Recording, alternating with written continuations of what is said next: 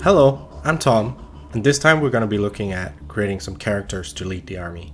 I was going to make a video sort of wrapping up a phase of this project, but it turns out that got very long, so I decided to just focus on the characters in this one.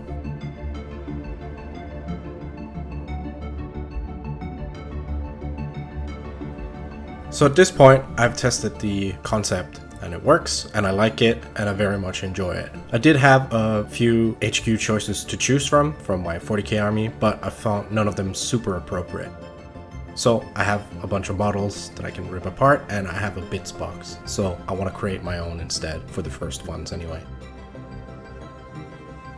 So the first one I wanted to make was a Chaplain, because I figured that is a no-brainer in a close combat army. Rerolling to hit, I will always find a use for him, no matter the points level. I wanted to be a mace that he was holding, so I used a Terminator arm there, as you can see, and I'm sort of chopping that off at the wrist. You can also see some weapon options down there. There's a Volkite Charger and a Compi Milta, just for some variety. I'm gonna magnetize both that and the backpack on it. I did end up going with a Chaos helmet and then a crest on it. I chose that helmet because it has sort of a skull face to it, which is a reference to what Chaplains would look like in 40k, and also corn skulls, foreshadowing. There's also a cape there, that's from the Lord Sufor, the now discontinued World Eater's Terminator character from Forge World.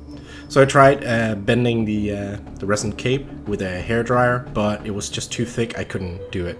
It's okay. I'll try again later with that.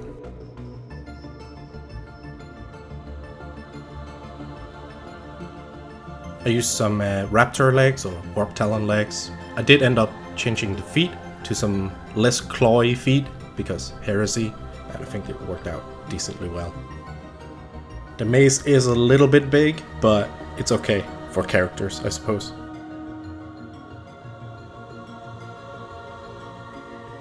There was something about this character though, and a friend confirmed what it is that he reminded me of. It's this guy. Fortunately, I love that model, but funny that it was a Chaplain model. Here we are, just about ready for priming. There's a bit of caveat with the priming, but I'll come back to that. So for the next guy, it all focused around this one item, basically. It's a Space Wolf bit, it's I suppose a Frost Axe, but I really want to focus on that. By the way, this is a champion that I'm sort of cooking up. I left the wolf head on there, but I scraped off all the runes and the other stuff. The wolf head is great because it sort of looks like a dog. And I figured that he'd been a long-time member of the Legion. Maybe he'd even been a champion since before Angron, when they were known as the Warhounds. So I figured that is a callback to that. And I think it looks awesome on there. So picked some old Berserker running legs for it. Also magnetized his backpack so he can go with an assault squad if he needs to in the future. Since I have a limited supply of models for this project, I want them to be flexible, hence the magnetization that I would not normally do on characters.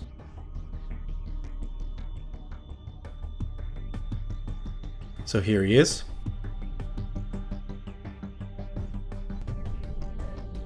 Also a lot of hard work with dismantling old models, as you can see here. And as many kitbashers out there will know, you end up slicing yourself. So this guy got a little bit of ritualistic blood on his shoulder pad, and I wiped it off after, so don't worry about it.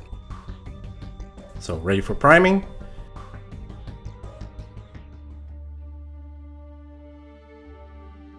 So we're into the painting now, and while I'm painting some other guys alongside of it, I can tell you what was going on with the priming. So I thought I could just over prime some of the old previous painted bits, and for most of it it worked, but some of the Forge World parts, such as the shoulder pads that I ended up giving to my characters, the details just got lost in them. So I decided to rip those off post priming, strip them and reprime them and put them back on.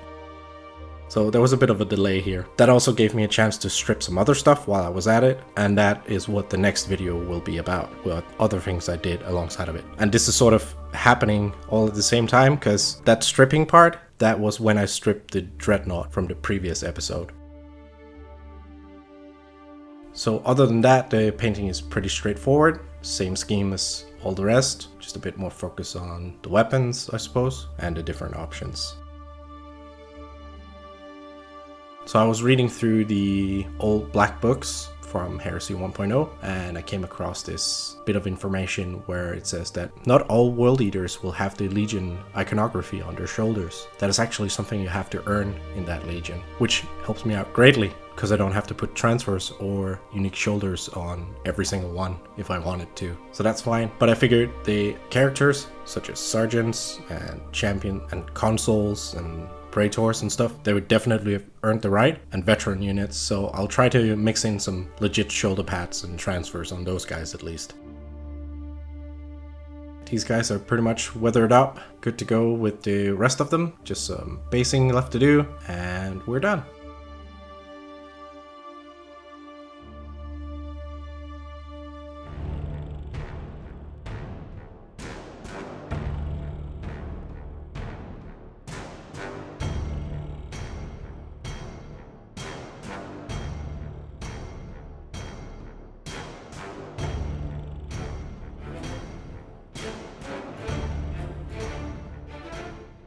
Like I said, I've done other things in parallel with this, but cut this down to be a more manageable video. So I am working on some other stuff that takes a bit of my time, but I should be able to edit the other parts of this process soon.